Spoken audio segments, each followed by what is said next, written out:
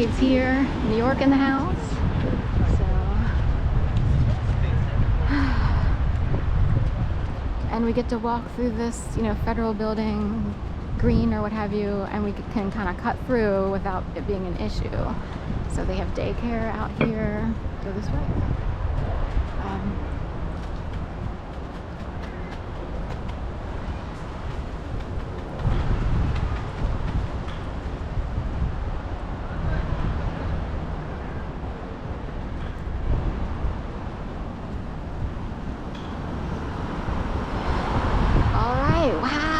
It's, exciting for Philadelphia. There's only so many exciting things that go on here because it's, as a tourist destination, it's really about museums and history. Anything else? That's it. So other than people going to fun things that they might put on for kids or families or what have you. William J. Greene Jr. Federal Building, this big gigantic black box is what I call it.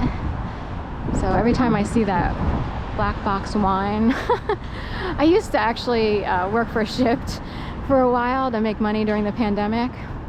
I've had all kinds of jobs, and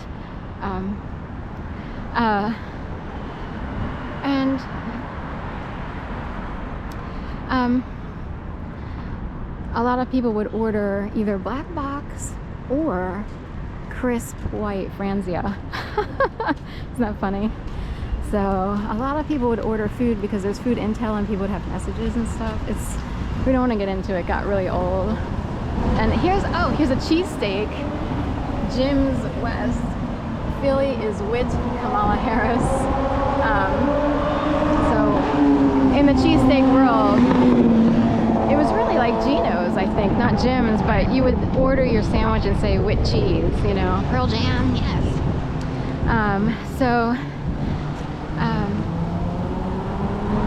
That's an old Philly competition and saying you have to hurry up, sort of like a soup Nazi from Seinfeld.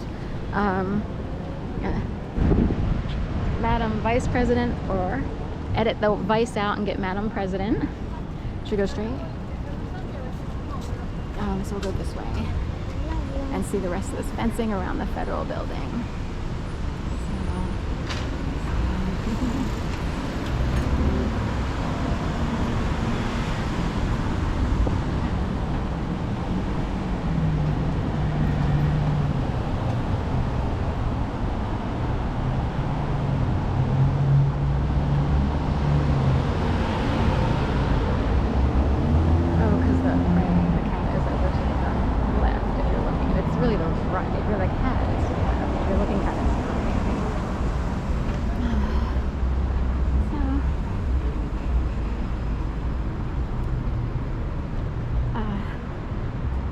Anyway, for us little folks in Philly here, even though a lot of people feel big because it is a very high level intel city between DC and New York, so for those people who have to make sure nothing goes wrong, this is a big deal. But there we have it. Debate is indoors, and larger broadcasting companies, I guess, are airing outside in these tents, and they have full-on tents with their backdrop and everything. So we got to check Nightly News or World News Tonight or whatever. That's what it seems like. It would be like David Meir and those people, Little touch of DC in the house, and New York. I think David Meir is probably New York, right? He seems New York, He's out there, being nice to everyone. So, who doesn't love someone like David Meir?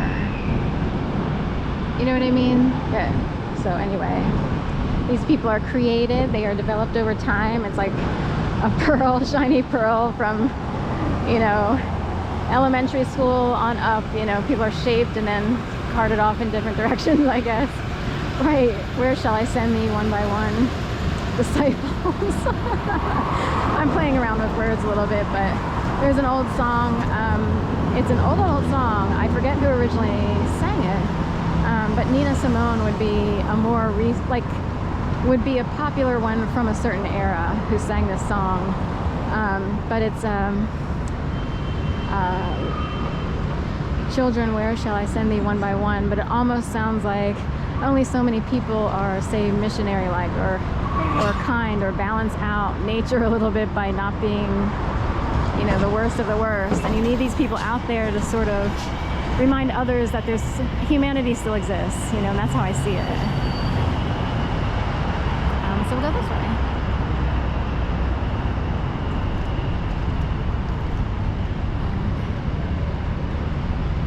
So we get to walk in front of the federal courthouse. Ugh, you know,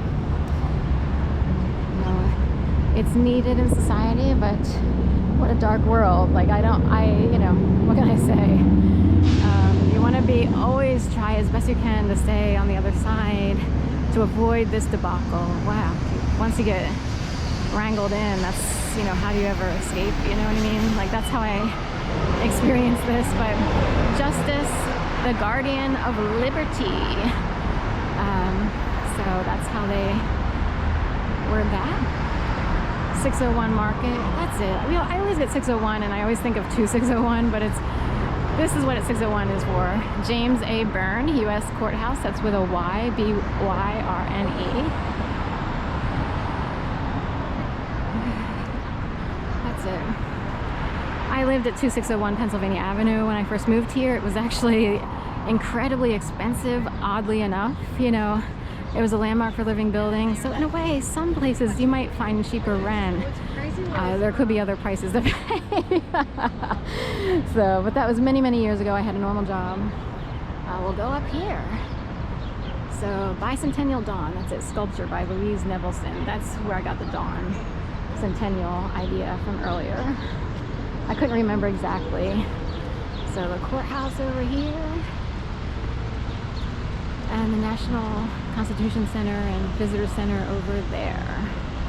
So up here you'll see, and one entrance, really the main entrance, I think, to the FBI offices, although I believe other offices have taken up occupancy in this building.